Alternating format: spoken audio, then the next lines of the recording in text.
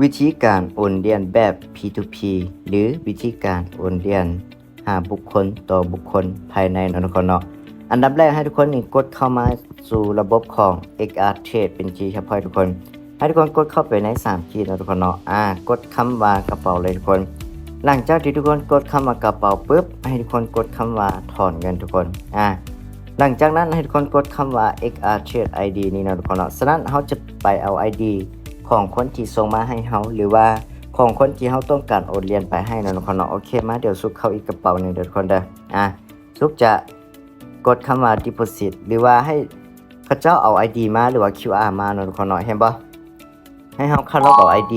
หรือว่าทุกคนจะสามารถเอา QR ตัวนี้ก็ได้เนาะไปใส่นะทุกคนเนาะแต่ว่าซุกจะ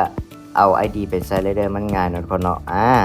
หลังจากนั้นให้ทุกคนนี่กดโอนไปเลยว่าทุกคนต้องการโอนซ้ำใดสมมุติว่าซุกต้องการโอน10เหรียญนะทุกคนเนาะใส่10ปุ๊บหลังจากนั้นให้ทุกคนกดคำว่าถอนเงินเลยทุกคนโอเคนะทุกคนเนาะกดคำว่าถอนเงินปุ๊บเฮาก็ใส่รหัสผ่านธุรกรรมทุกคนใส่รหัสผ่านธุรกรรมแล้วก็ให้ทุกคนใส่รหัสผ่าน 2FA นะทุกคนเนาะโอเคเขาเอา 2FA มาใส่ปุ๊บแล้วก็กดวางหลังจากนั้นทุกคนก็กดคำว่ายืนยันโอเคเห็นบ่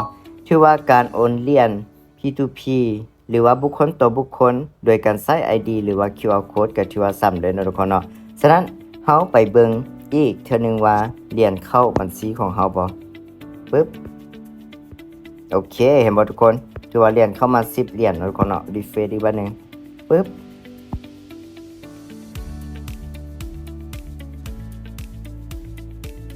เห็นบ่ทุกคนถือว่าตะกี้เขามี30เหรียญเนาะเขาโอนมา10เหรียญถือว่าเป็น40เหรียญฉะนั้นสำหรับตัวนี้จะเป็นวิธีการโอนเงินแบบ P2P หรือว่าบุคคลต่อบุคคลแบบง่ายๆเลยถ้าหากว่าเราต้องการโอนให้ไผเนาะทุกคนเนาะเขาก็กดคำว่าถอนเงินปุ๊บแล้วก็มาใส่ ID XR Trade ของผู้ที่เราต้องการโอนหรือว่ามาใส่ QR Code แล้วก็ใส่จำนวนเงินแล้วก็เฮ็ดตามที่ว่าซุปได้อธิบายไปเลยเนาะทุกคนเนาะสำหรับตัวนี้จะเป็นวิธีการโอนเหรียญแบบ P2P หรือบุคคลต่อบุคคลแบบง่ายๆเลยทุกคนเด้อ